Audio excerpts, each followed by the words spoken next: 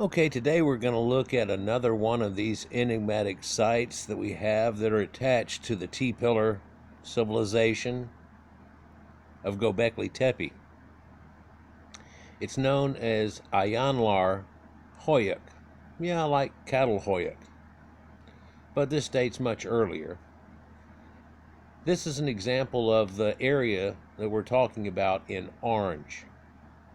Each of those are associated with T-pillars. If you look, they only have 10 numbers here.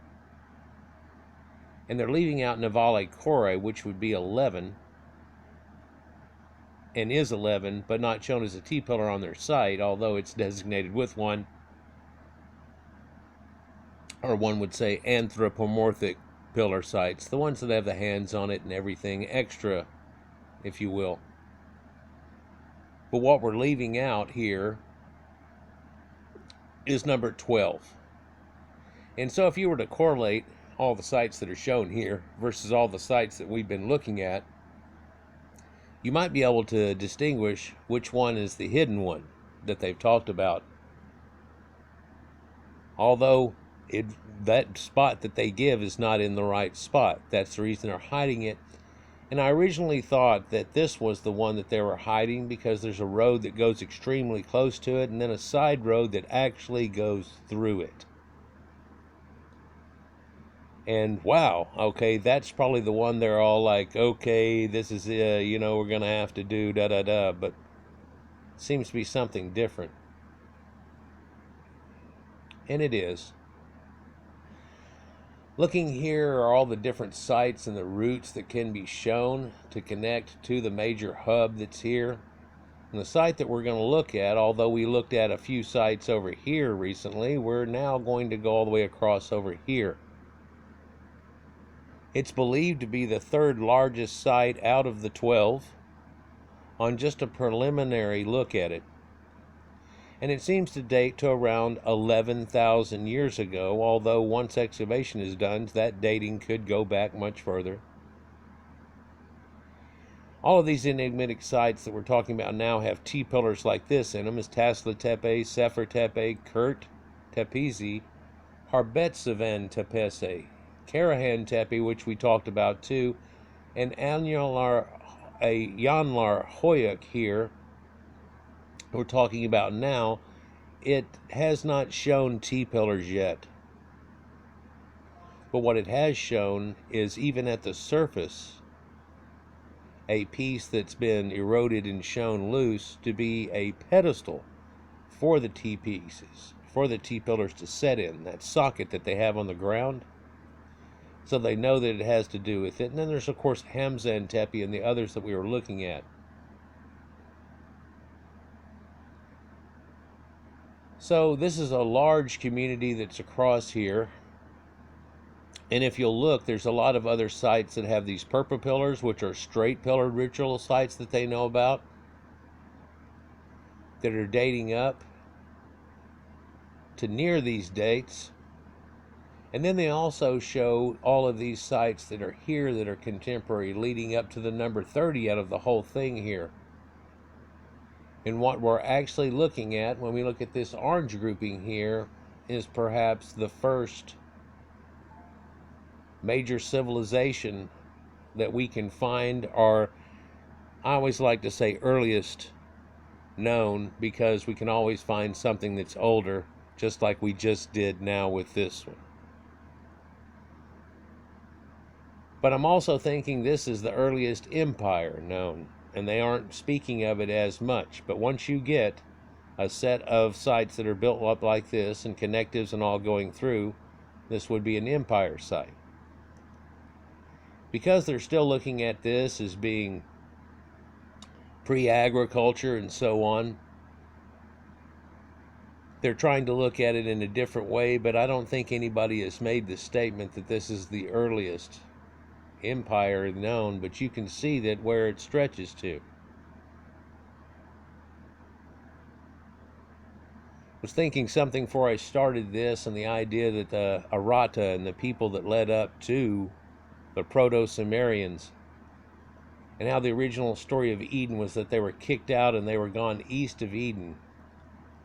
One story tells you they followed a river, and a lot of people believe they do. This is the Euphrates and its tributaries leading in. This is the Tigris here. And if they were to come out east of Eden and go that way and then find that river and follow it down, they would have become part of what becomes the Sumerians. So one wonders if at one point one of these people were kicked out and kept away, like it had said, and that led into the Sumerian people that we talk about today. But that's trying to pull mythology into a few things. Let's look at the site a little bit better and closer. So here are the few sites in question right here, and you can see it spans across a large area. And this huge fertile plain that's a square that people are made note that that's got to be what we're connected to these people, although there may be some farming here, and around. Where we're looking at again is Ayanlar. And it's way over here to the left. It's not too far away. It's supposed to be like 43 kilometers from Gobekli Tepe, only like 22 from the Valley Quarry or so on. So this does stretch apart for hundreds of kilometers here. And we're going to find other sites that are attached to this too. You know, I had that thing with the number 12 that goes with it, but I believe that there's going to be a 13th and a 14th and so on being found on here. For whenever they first started finding the first few, I made the comment there will be more found of that exact same grouping of people. And that came true too.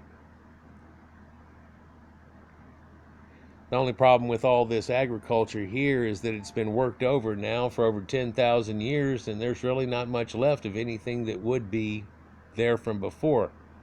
But of course we think about that when all these archaeological sites here.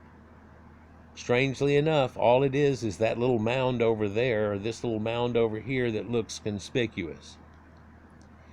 If we take a closer look at this and come down onto this Ayanlar Hoyuk site, you can see that there is a major road running right through this. It's coming in here, and there's also a T that makes off and comes out over here, and there's a bigger road that this is attached to just near here.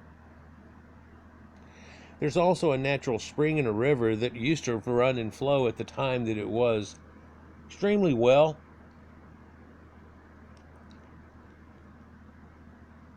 This whole thing, strangely, like all of the other sites, seems to be planted upon it. Not just over here or just over there, but all over the top of it. Almost like those pyramids in China that get planted on, as opposed to next to it.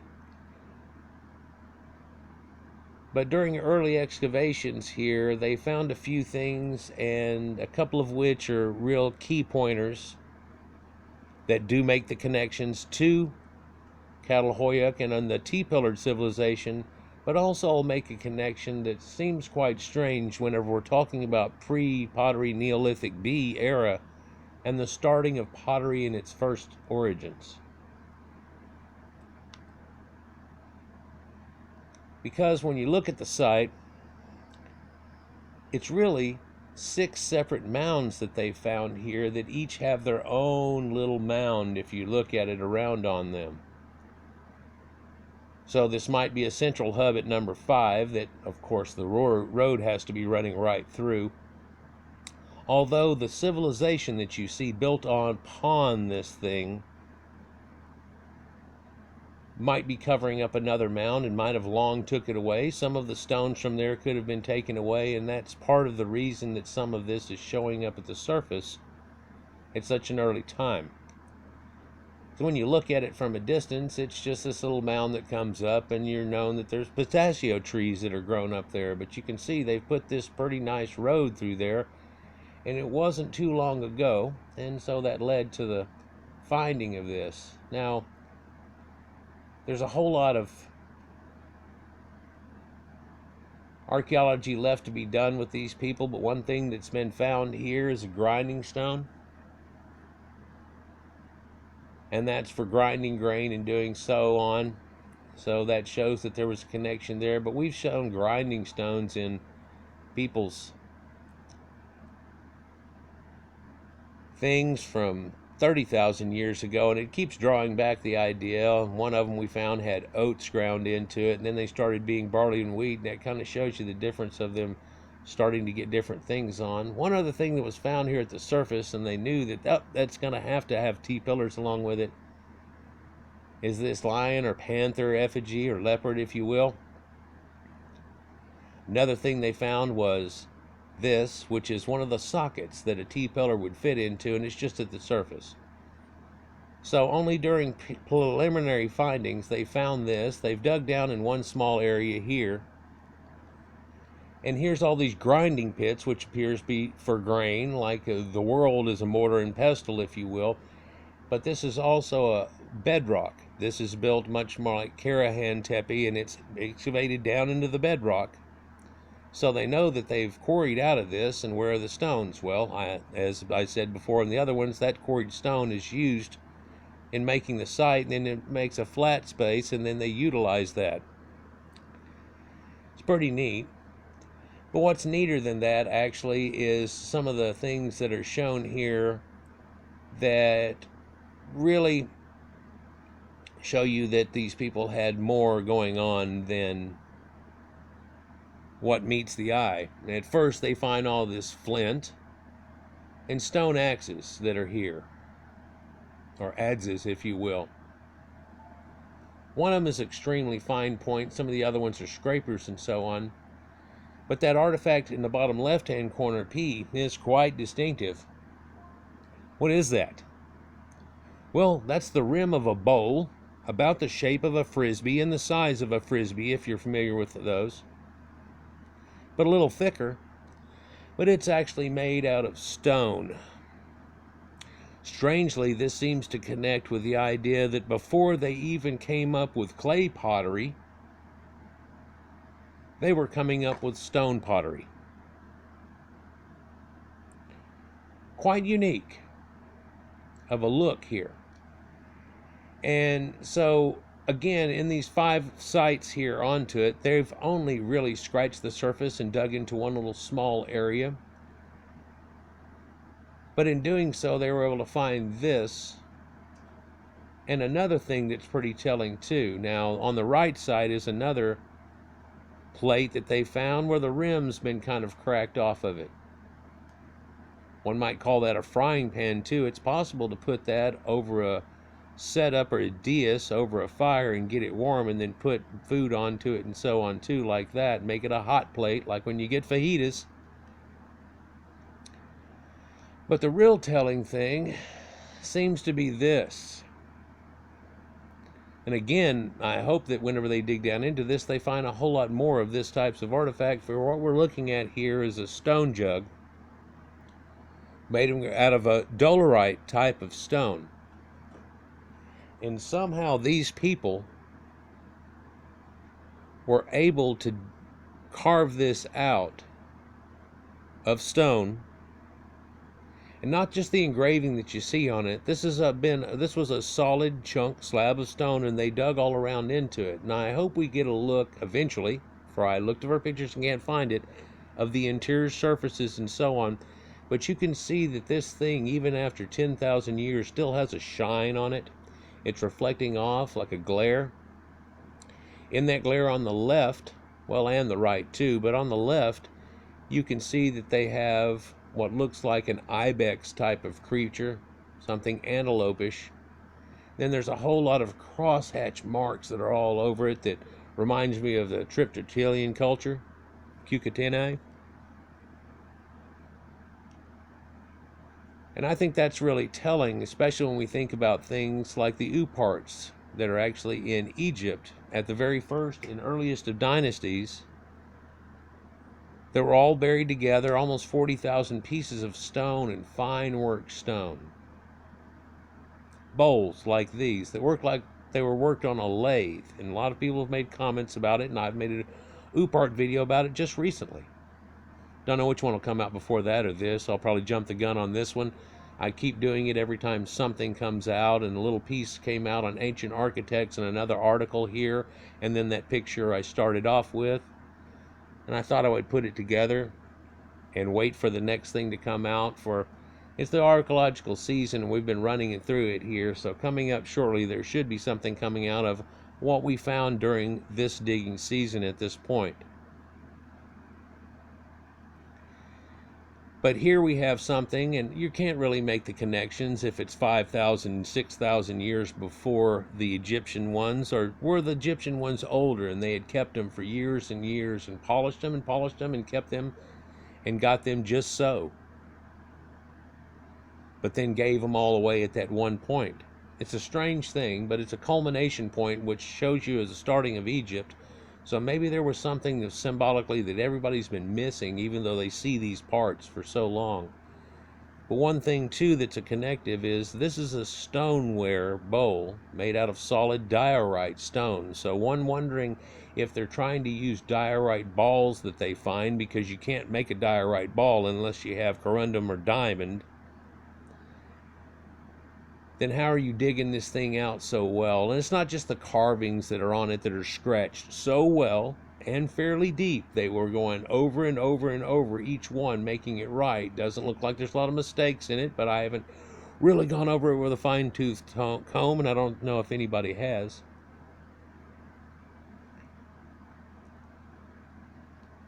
But this stonework is quite outstanding. Now, we found some at Tepe, and we found some pieces at Gobekli Tepe, and at Tel Abyr, there is a stone bowl that's here.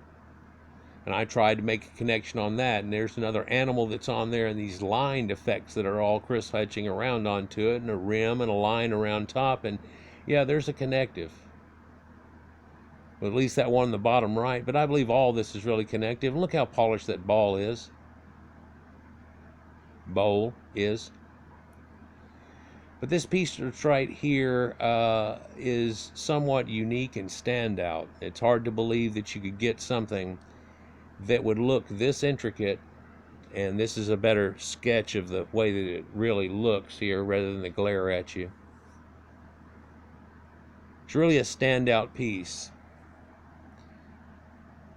because, again, this is people making stoneware before apparently pottery.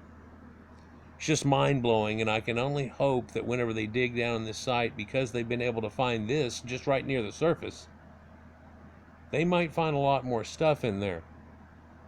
One thing that's key point to this civilization that we talk of Tas Tepellier, as they call it now, the hill people, like Lothar of the hill people,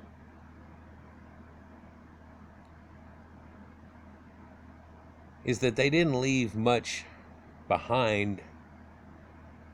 We can see that they cleaned that place out pretty good and then put all the refuge of everything they had used to make it all with back on the hill and just said, yep, bye-bye.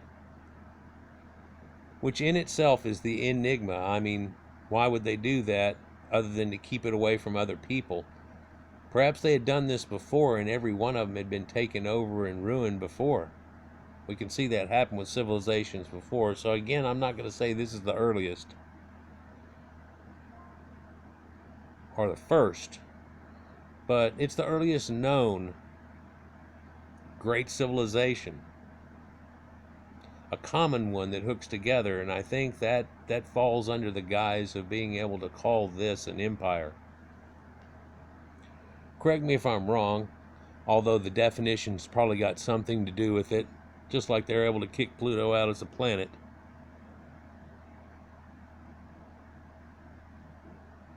But I think we'll find a lot more interesting artifacts like that in this site, and as we go through these different ones. It's too bad the sparkling gold thing doesn't show up in the first one that you dug in, but then everyone after that would be a little bit of a letdown. It's almost like a setup, isn't it? Slowly getting to the point here with all of this as they slowly go through these sites here and look at them.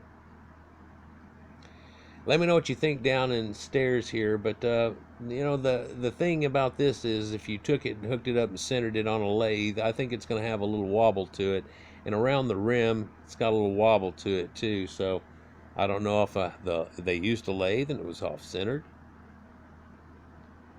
or if this is done by hand. The ones in Egypt show a much finer work than even this.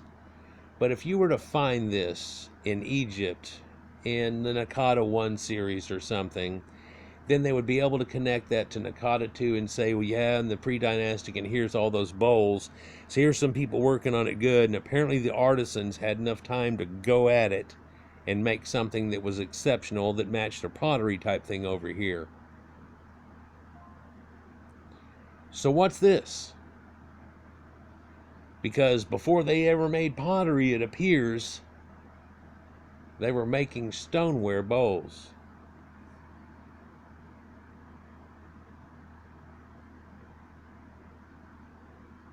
Wow. Peace.